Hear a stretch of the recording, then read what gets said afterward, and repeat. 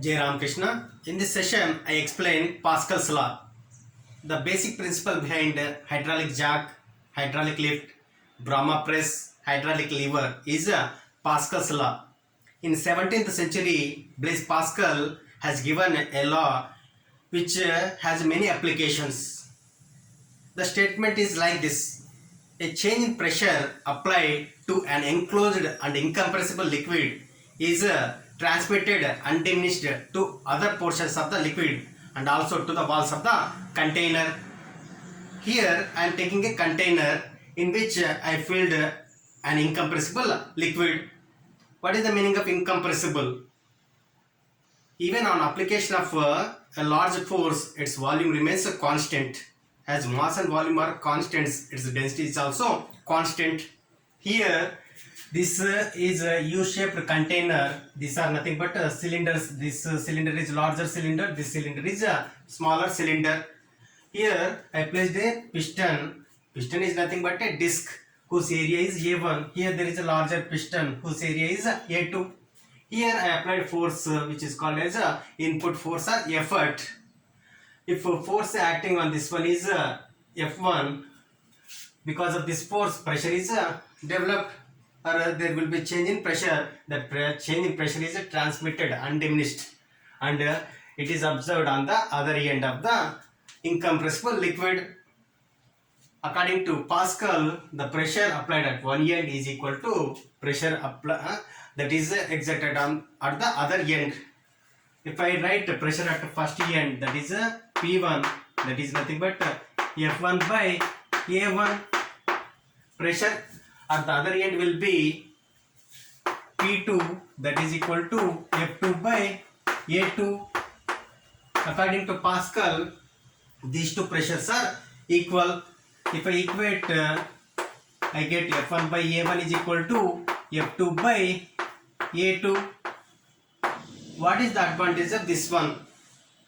By applying Pascal's law, we can lift large loads by small efforts. Let us take one example. Here I am applying 1 Newton force on A1. Let A1 is 1 square meter. Let the area of the larger piston is 10 square meter. If I substitute these values in this equation, I get 1 by 1 is equal to F2, that is load I have to find, and A2 is 10. From this I get F2 is equal to 10 Newton. It means that by applying 1 Newton I can lift a 10 Newton load. This is the effort which is less, and the load to be lifted is heavy, that can be lifted. Here one thing we have to remember: work done by F1 and work done by F2 will be same. Here when I apply force F1 on A1, certain volume of liquid comes down. Since it is incompressible, the same volume of liquid moves up. If I equate these two volumes of the liquids, here if the volume of the liquid that comes down is V1, the volume of liquid that moves up will be V2. These two volumes are equal since it is incompressible. Let height moved by the smaller piston is H1.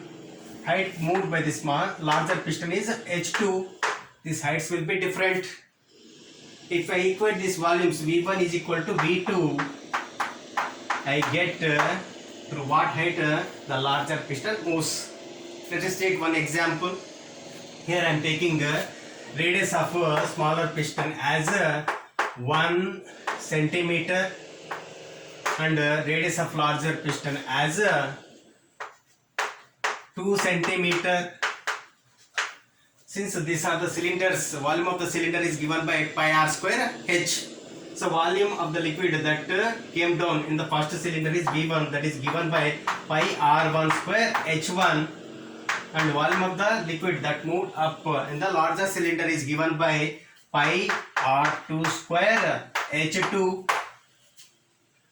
Let pi gets cancelled.